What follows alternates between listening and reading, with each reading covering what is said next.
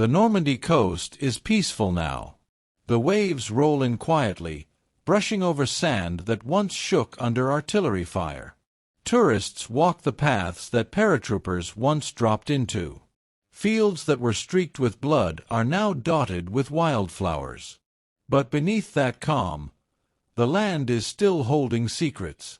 For decades, one secret in particular remained buried: the fate of 5 American paratroopers who vanished during the terrifying darkness of D-Day. Their disappearance was so sudden, so absolute, that even their own comrades were convinced they had been swallowed by the chaos of war itself. Imagine 5 brave paratroopers jumping into the chaos of D-Day, and then vanishing without a trace. For over 30 years, no one knew what happened to them, until a shocking discovery finally revealed their fate. If you want to uncover the full story of these lost heroes, make sure to like this video, leave a comment, subscribe to the channel, and turn on the notification bell so you never miss a true story that will keep you on the edge of your seat. This is a story of courage, mystery, and history, a story you won't forget. Now let's go back to where it all started. They were part of the 82nd Airborne Division, jumping into Normandy before the sun rose on June 6, 1944. Their mission was clear: secure critical crossroads behind enemy lines and stop German reinforcements from reaching the beaches. But something happened that night, something violent, unexpected, and never fully understood. A radio transmission went out at 2:56 a.m. A distorted, frantic voice cut through static. "We're off the drop. We're taking ground fire. Going down." Then silence. No one ever heard from the 5 paratroopers again. Search teams combed the countryside after the war. Veterans returned to look for them. Local farmers dug into their memories, remembering flashes, sounds, shadows in the sky that night. But nothing. No graves. No crash reports. No dog tags. No wreckage. It was as if they had vanished into thin air. Families back home received the same cold telegram: missing in action, presumed dead. For more than 3 decades, that was the end of their story. A harsh, unfinished wartime mystery. Until the summer of 1977, when a land survey on a forgotten patch of French woodland led to a discovery that would finally reveal the fate of the lost 5, and expose a disturbing truth hidden since the war. But before that revelation, we must go back to the beginning. To the men themselves. To the night of their final jump. To the decision or mistake that sealed their fate. Before the world forgot them, they were young men with lives, fears, jokes, and hopes, thrown into the deadliest operation of World War II. Their disappearance became a mystery, but on June 5th, the night before the jump, they were just 5 soldiers trying to steady their nerves. Private First Class Daniel "Danny" Mercer, 23 years old. Lean, quick-witted, and stubborn. Danny was the radio man of the team, responsible for keeping everyone connected once they hit the ground. He grew up in a steel town in Pennsylvania, where he worked nights in a machine shop before enlisting. He was the voice people trusted during chaos, which is why his final transmission chilled everyone who heard it. Corporal Lewis "Lou" Brenner, 28 years old. A carpenter from Ohio. Calm, measured, and incredibly strong. Lou acted as the unofficial second-in-command. Men listened when he talked. Before the war, he spent his days building houses. Now, on D-Day, he was tasked with blowing open German defensive points using his demolition kit. He had one rule: nobody gets left behind. Not on my watch. Those words would become tragic later. Sergeant Thomas "Tully" Keegan, 31 years old. Older than most in the unit. A former Chicago taxi driver with a dark sense of humor. Tully had already fought in Sicily and Italy. He knew the horrors of war better than the younger men did. He hid his fear well, but he wasn't reckless. Out of all of them, he understood how quickly a mission could fall apart. He was the anchor, the man who steadied the group when panic started to creep in. Private William "Billy" Ashford, 19 years old. The youngest. Wide-eyed, quiet, and deeply religious. Billy volunteered to be a paratrooper because he didn't want to wait around in a foxhole. He wanted to serve, to make a difference, to do something that mattered. The others treated him like a little brother, especially Mercer. Billy carried a small leather Bible sewn into the inside of his jacket. Staff Sergeant Raymond Cole, 34 years old. Their squad leader. A farmer from Kansas who never raised his voice. Cole had that look, the kind of face that made people instantly trust him. He led with calm authority, not force. When he said something, it stuck. He was the kind of leader who knew every man's weakness and how to use their strengths. Cole had seen battle before Normandy. He survived it all. But Normandy would be different. Inside an English airfield hangar, the 5 men sat together on a long metal bench while officers outlined the objectives. Maps were pinned to the walls. Red lines marked German positions. Green arrows showed their intended drop zones. Their job was supposed to be simple: secure a crossroads near Saint-Mire-Église, then regroup with other airborne units. But the officers repeatedly warned the men. The anti-aircraft fire will be heavy. Expect to be scattered. Stay with your assigned stick if possible. Avoid the marshland, it's deeper than it looks. That last warning would later prove eerily relevant. The 5 paratroopers tightened their gear, checked their rifles, and slapped each other on the shoulders for luck. Billy whispered, "We'll see the sunrise, right?" Tully gave him a lopsided grin. "Kid, we're gonna own the sunrise." But deep down, even Tully didn't believe that. At 0:20 hours, the paratroopers filed toward the row of C-47 transport planes. The wind was cold, the sky pitch black. Engines roared as propellers spun up, drowning out every other sound on the airfield. Mercer tested his radio pack one final time. Cole checked every man's harness with surgeon-level precision. Billy crossed himself. Lou adjusted the bundle of explosives hanging at his side. Tully lit a final cigarette and let the smoke drift upward. Once inside the plane, they took their positions. Red lights glowed overhead. The scent of fuel and canvas mixed with sweat and fear. The men hardly spoke now. The noise of the engines made it pointless, and each of them was lost in his own thoughts. The plane lifted off the runway with a shudder, joining hundreds of others heading toward France. Below them, the English coastline faded into darkness. Ahead of them, the heavily fortified German defenses waited. The C-47 droned through the night sky, its wings trembling as it crossed the English Channel.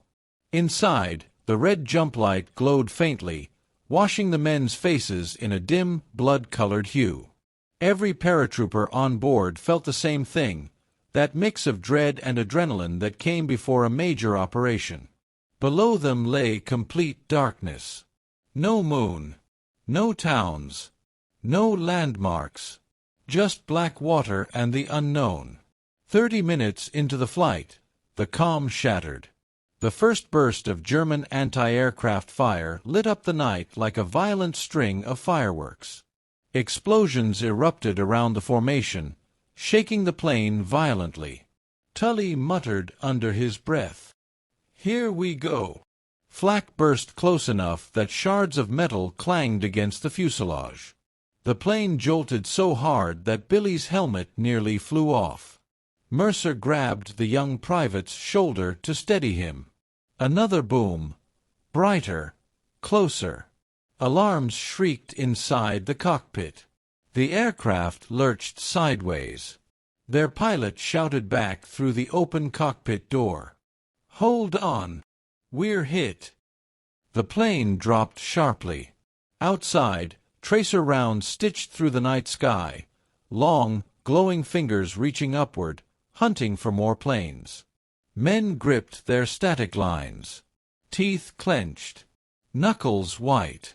Cole shouted, "Stay ready! Stay on me!"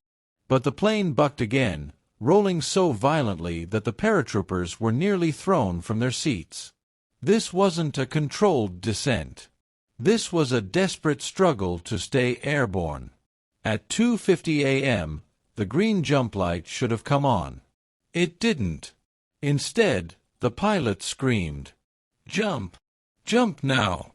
We're off course, go!" The jumpmaster didn't hesitate. He slapped Tully's shoulder and roared, "Go! Go! Go!" Cole was first out the door, ripped into the cold night air. Tully followed, then Lou, then Billy. Mercer paused for half a second to send one last desperate radio burst. "We're off the drop. Taking ground fire. Going down." Then he leapt. The plane, now coughing smoke, limped away into darkness. The wind punched Danny Mercer in the chest. He felt suspended in nothingness. Then the jolt of his parachute snapping open yanked him upright. His eyes struggled to adjust. Below him should have been fields, hedgerows, the outskirts of French villages. Instead, he saw water. Dark, rippling, endless. A marshland stretching out like a black mirror. The very terrain the officers warned them to avoid. He frantically scanned for movement. He spotted two chutes, Lou's and Billy's, drifting dangerously low over the marsh. Far off to the right, Tully's chute swung wildly in the wind. Cole wasn't visible. Something was wrong. Very wrong. The entire stick had been scattered, not miles apart, but into the worst possible terrain they could land in. Lou hit the water first, a splash, then silence. Billy landed moments later, vanishing into the dark surface. Mercer braced himself. Splash. The water was freezing. Thick. Heavy. This wasn't a shallow swamp. It was deep marsh, a mixture of water, mud, and sucking earth that grabbed anything it swallowed and refused to let go. Danny kicked frantically, trying to unclip his chute lines before they dragged him under. The marsh pulled him downward like hands grabbing at his legs. He gasped for air. Fought the mud clawing at his boots. Somewhere to his left, Billy screamed, "Help! I can't." Then choked and went silent. Lou shouted Billy's name and struggled toward him, but every movement pulled him deeper into the mire. Tully landed on firmer ground about 50 yards away. He scrambled to his feet and yelled orders the men couldn't even follow. Cole's chute was still nowhere in sight.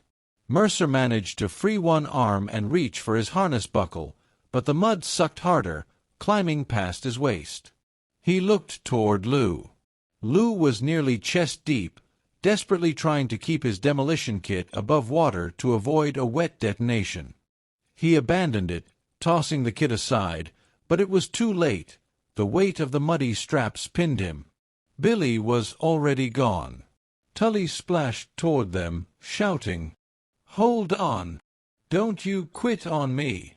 But the marshland was swallowing them faster than he could cross. Mercer's heart pounded as the mud rose past his ribs. His strength began to fade. The last thing he felt was the water closing over his chest, and his radio pack dragging him the final few inches downward. Then, nothing. The night went silent once more. By dawn, the Normandy countryside had transformed. The first hints of light crept over the horizon, painting the fields in muted gold. But for the 5 paratroopers, the night had already sealed their fates. Search parties combed the area, following flight paths, parachute sightings, and broken radio signals. They found some signs, shredded canopy fragments, a boot sticking out of mud, a half-buried helmet. But that was all. No bodies. No survivors. No explanation. For the men's families, hope lingered only briefly. Weeks turned into months, months into years. The military eventually classified them as Kia, presumed dead, leaving only fragments of a story behind. Mercer, Lou, and Billy were swallowed by the marshland. Tully survived by sheer luck, crawling to higher ground, severely frostbitten and exhausted. He was found hours later by French resistance fighters who guided him to safety. Cole vanished completely. No one ever found him. He became the mystery that haunted the 82nd Airborne for decades. Tully's debriefing painted a haunting picture. The marsh, it wasn't just water, it was alive. I tried to reach them, but it grabbed them, pulled them down. I couldn't save anyone.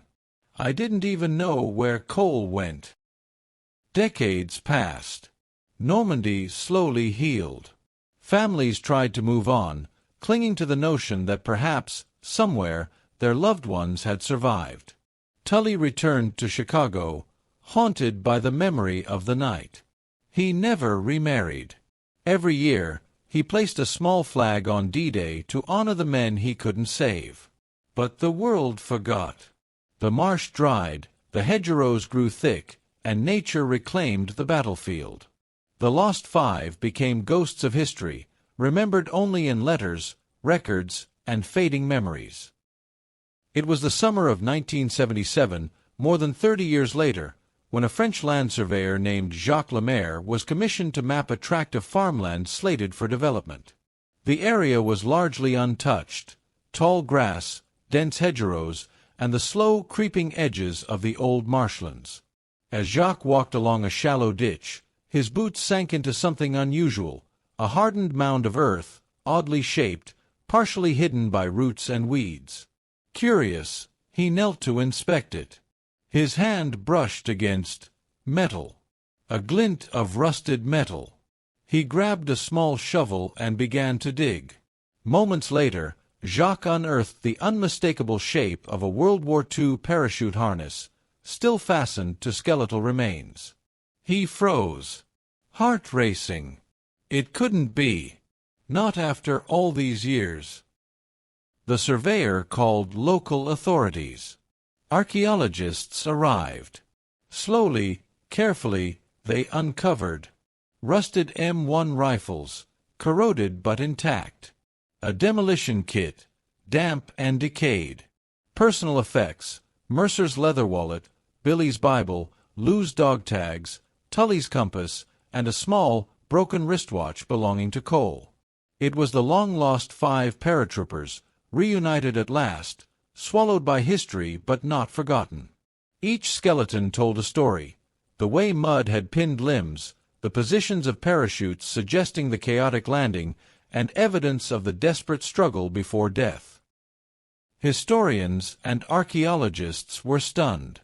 The location was not where records predicted. The marshland's edges had shifted over decades, swallowing evidence and preserving it in a perfect coffin of mud. The final resting place revealed more than just the fate of the men. It offered a glimpse into the terror of D-Day. Their bodies bore no signs of battle injuries from weapons, only the merciless grip of nature itself. And Cole? His remains were found farthest from the others, buried under thick reeds, suggesting he might have tried to escape the mud, only to be trapped by the water's edge. The news of the discovery rippled through both France and the United States. Newspapers carried the story: 5 missing D-Day paratroopers finally found, 33 years later. For the families, the emotions were overwhelming, grief revisited, but now mixed with relief. Closure, finally, after decades of uncertainty. Mercer's sister, now middle-aged, held her brother's worn radio pack and wept openly. Lou's niece carefully traced the faded engraving on his dog tags. Billy's Bible, brittle from years buried in mud, was gently opened to the page he had last read, a testament to hope that survived even death. Tully, now in his 60s, returned to Normandy to witness the exhumation. His eyes were clouded with decades of regret. Standing at the site, he whispered, I promised I'd never forget." He knelt, touching the mud that had swallowed his comrades, silently apologizing to the men he could not save. The Department of Defense issued a formal ceremony, honoring the 5 paratroopers posthumously for their bravery. Awards were presented to families, flags were lowered and raised, and speeches were made about courage, sacrifice, and the horrors of war. Historians noted that their deaths were not in vain. The positions they had attempted to secure slowed German movements and allowed other units to advance, even if no one had known until decades later. Even with their bodies found, some questions lingered. Could they have survived the first night if the terrain had been different? Was there anything more sinister that contributed to their deaths, or was it simply the cruelty of circumstance? How many other soldiers vanished in similar ways, their fates swallowed by nature, never to be found? These questions haunt historians to this day. Yet, the rediscovery gave at least one thing that the families had longed for: certainty. The story of the 5 paratroopers is not just about war, but about human resilience, the fragility of life, and the long shadow of history. Nature, like time, can hide truth for decades, but it rarely keeps it forever. Their final resting place, once hidden under mud and reeds, is now a memorial. Visitors to Normandy sometimes wander off the beaten path, following small plaques marking the spot where 5 men, lost, unknown, and young, finally returned home. The marsh no longer swallows, but remembers. The fields no longer bleed, but honor. And for the first time in over 3 decades, the lost 5 are at peace. D-Day remains one of the bloodiest, most complex operations in military history. Thousands of soldiers never returned, swallowed by the chaos, the bullets, the bombs, and the unforgiving land. But every once in a while, history surfaces to give the lost their stories back. For Daniel Mercer, Louis Brenner, Thomas Keegan, William Ashford, and Raymond Cole, their story ended not in mystery, but in revelation, a solemn reminder that the past, no matter how deeply buried, will eventually speak.